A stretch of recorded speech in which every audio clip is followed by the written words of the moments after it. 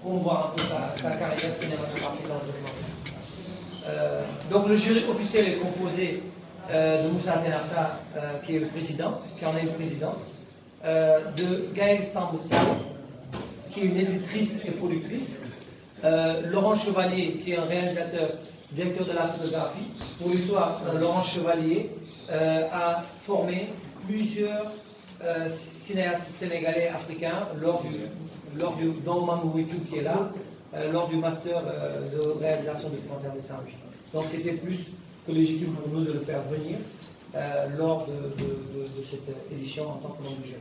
Il y a Aïssa Djouma qui est une réalisatrice productrice algérienne et Marie-Caroline Camara qui est une opératrice culturelle à Saint-Louis et qui est aussi partenaire du festival parce que chaque année elle nous donne gratuitement des chambres dans sa résidence à Saint-Louis. Donc cette année, par rapport à sa carrière, tout ce qu'il a fait à Saint-Louis, on lui a proposé d'être jury, etc. Donc il y a aussi parallèlement au jury de la compétition officielle, il y a le jury de la critique, qui est un jury de l'association sénégalaise de la critique cinématographique.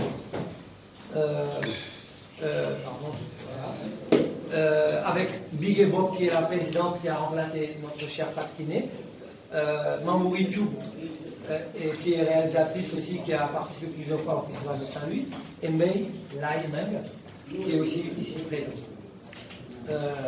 Ce jury aura la dure tâche de pouvoir juger des films et de dire ce qu'ils en pensent, vraiment avec leur approche de critique et d'expert un peu en écriture critique. La sélection officielle court-métrage. Je peux te laisser les citer. Là, donc, il y a H8, Le chant des femmes, courage, de Elina Kassler, c'est un film algérien. On a Gad, et Adjad Dambadja, désolé pour les noms, qui est au Sénégal. Kelassi, un film de Francis Pandalomba au Congo et également en Belgique. M9 Aouda, un film de Souad Bouibi aussi en Algérie. Quand la nuit s'approche, un film de Ferguson Hermogène, un film qui vient de Cuba et de Haïti. Soumara Maré, un film de Samira Veracruz, un film du Cap-Vert. Toi Faye, un film de Éléonore Koyev et de... On est très content qu'il ait son film en compétition. Pour la sélection des moyens métrages, on va retrouver Amchini, Choisis-moi, un film de Alamine Kadhafi Kora, un film du Tchad. Domi plus Ayusha, un film de Iko Costa, un film du Mozambique et du... documentaire à Saint-Louis, qui est décédé juste avant la sortie de ce film. Il y a Hors de vie, un film de Boubacar Sangaré du Burkina, de la France. Donc, en même temps, cette année aussi, il y a le Panorama qui met les films sénégalais en avant. Donc, on l'appelle Sénégal en doc. Il y a Africaz et la boîte magique d'Isabelle Rivero Vela, un film sénégalais de la France. Dépotoir, le film de Doug Diop. Fromager, Moustapha Maïloudien. Mère Garap, l'élève d'Ambadja et de Mamadou Koumagay. Rebels, chambre 11 de Maourichou, ici présente. Sili, Georges Détiendou, Tiaroy 44 de François Xavier Destor et Mam Thomas Panette. Désolé. Donc voilà. Après, en dehors de ça, on a aussi également les cafés rencontres. Donc, c'est vraiment un rendez-vous incontournable pour les festivaliers. Ça va leur permettre tous les matins de pouvoir rencontrer les cinéastes et d'autres professionnels, et de pouvoir échanger sur les films qui ont été vus la veille et pour aussi d'autres choses sur les écritures de films, sur la production, sur plein d'aspects qu'on peut retrouver. C'est donc ouvert à tous les festivaliers, c'est évidemment gratuit et donc ce sera tous les matins après pour discuter j'ai perdu mon mot, des cinémas vus la veille, des films vus la veille. Voilà. Aussi, on a là la présence du réalisateur Salou Sarr, qui a réalisé Dokhandem, qui sera le film de clôture, donc vous pourrez parler avec lui par rapport à ce projet-là. Et comme je l'ai dit tantôt aussi, ce film était au FESPACO qui représente le Sénégal. Donc c'est un plaisir de l'avoir ici, et qui est aussi moi un mentor pour moi, parce que quand on était au lycée, c'était lui le metteur en scène, j'étais comédien avec lui, donc il m'a un peu poussé un peu aussi dans le milieu de l'art. Je lui dois un peu une partie de ma carrière. Donc, cette année, on commence ce qu'on appelle le Forum Saint-Ludoc de production.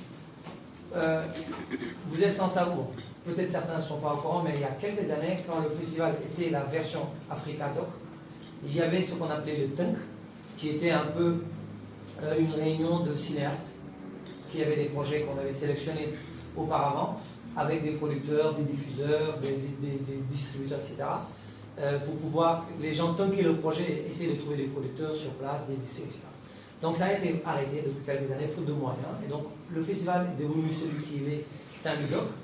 Et cette année, nous allons mettre en place le forum Saint-Ludoc de production, qui va mettre en avant des projets sénégalais dans un premier temps.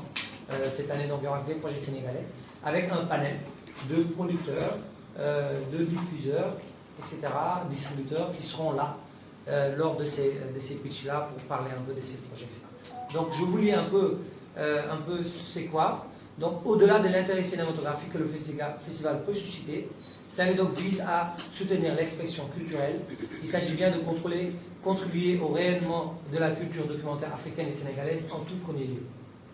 Le festival Saint-Ludoc est un événement d'envergure internationale qui a toujours eu pour ambition de faire de Saint-Louis le point de convergence annuel des professionnels du film documentaire au Sénégal. Dans cette optique, Sunuy Film et Chrysalis Diffusion en partenariat avec la direction de la cinématographie du Sénégal ont proposé de créer au sein du Festival de Saint-Louis des rencontres professionnelles entièrement dédiées à la création documentaire sénégalaise. Donc, attentive aux nouvelles expressions de nos imaginaires et à une plus grande diversité des écritures documentaires au Sénégal, Sunuy Film et Chrysalis proposent donc d'initier la mise en place dès cette année à Saint-Louis un forum de production qui a un objectif de soutenir le développement de la création et de la production de courts et moyens métrages documentaires à l'échelle du Sénégal en créant dans le futur des passerelles avec des partenaires de la sous-région. Pourquoi dans le futur? Parce qu'on voit que le Sénégal, notamment avec le FOPICA et la direction des cinémas, a tissé des conventions de coproduction avec des pays comme le Burkina Faso, comme la Côte d'Ivoire, bientôt comme le Rwanda, etc. L'idée, c'est de pouvoir créer cette passerelle avec ces pays-là, qu'on fasse vraiment des coproductions entre nos pays. Voilà. Parce que moi, honnêtement, mon combat, c'est de pouvoir monter des financements africains, que les financements européens soient accessoires, pas obligatoires. Donc, les rencontres se dérouleront le vendredi 5 et le samedi 6 mai. Et donc, certains professionnels arriveront le jeudi 4 mai dans l'après-midi pour qu'on puisse faire ces forums-là, pour présenter un panel de diffuseurs et des sociétés de production au Sénégal, une sélection de 8 projets. Donc, il y aura 8 projets qui sont sélectionnés en écriture lors de séances plénières et de rendez-vous individuels. Donc, le samedi 6 mai, ce que je viens de dire auparavant, c'est le vendredi 5 mai. Le samedi 6 mai, c'est une table ronde pour échanger sur l'état des lieux annuel de la création documentaire au Sénégal, notamment en ce qui concerne la formation, la production et la diffusion. On ne va pas finir sans parler des partenaires, sans qui nous n'aurions pas pu faire exister ce festival-là. Donc, il y a des partenaires institutionnels, notamment le ministère de la Culture et de la Communication du Sénégal, le FOPICA. Pourquoi j'ai commencé avec eux? Naturellement, parce que c'est un festival sénégalais, d'abord, mais aussi parce que maintenant, à partir de cette année, le FOPICA et la direction sont devenus les partenaires majoritaires du festival. Ce que je tiens à saluer et je tiens à les féliciter et à les encourager à encore mettre plus d'argent. Il y a aussi la commune de Saint-Louis, parce que Saint-Louis nous accueille et nous aide un peu dans tout ce qui est logistique et mise en place. Jusqu'à présent, ils n'ont pas encore mis un iota, je tiens à le préciser chaque année, je leur dis en face, tant qu'ils ne mettront pas de l'argent, je le dirai. Parce que ce n'est pas suffisant juste de nous accompagner.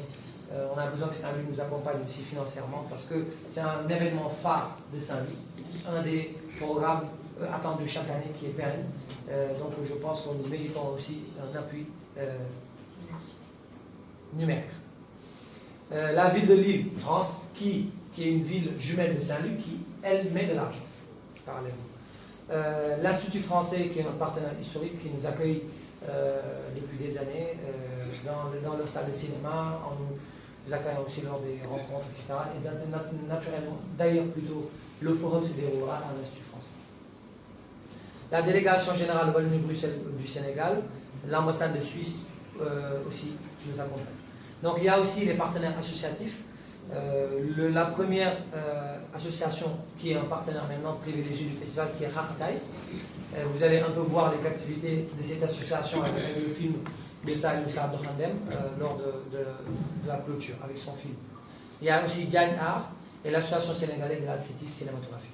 Il y a aussi les partenaires structurels, notamment l'Université Gaston Berger de Saint-Louis, qui a aussi cette année réouvert le master de réalisation et de production documentaire qui était fermé depuis quelques années. Donc on est très fiers de dire que ce master a réouvert. Pour l'histoire, ce master a formé beaucoup de cinéastes sénégalais, mais pas que, des cinéastes africains qui sont chaque année au devant de la scène lors des grands festivals.